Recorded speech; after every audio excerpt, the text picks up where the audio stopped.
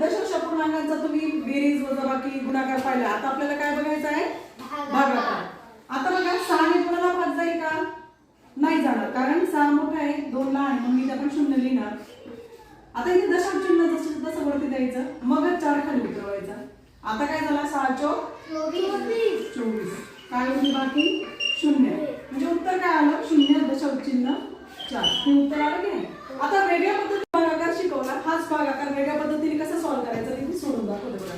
आता इथे काय? 2 दशांश चिन्ह 4 भागिले 6.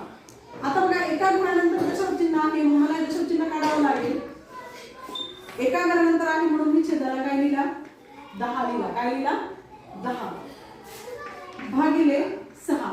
आता इथं एक छेदाला एक असतोच, लक्षात ठेवायचं. आता बघा यांना हे गणित सॉल्व्ह करताना मला काय करावं लागेल? हे डिवाइड मध्ये नाही तर मला याला मल्टिप्लाय मध्ये कन्वर्ट कसं करावं लागेल बघा. की खालची संख्या वरती झालेली वरची खाली. 24/10 गुणिले 1/6. याला मी कसं कन्वर्ट केलं बघितलं? खालची संख्या वरती वरची खाली. आता काय करेल? 6 एकी 6, 6 चौक 24. काय काय उरलं बरं माझं? इथे फक्त 4, 4 एक 4च राहील. आणि छेदाला काय उरलंय? 10.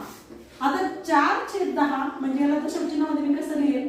एका घरानंतर दशांश चिन्ह म्हणजे 0 दशांश चिन्ह 4.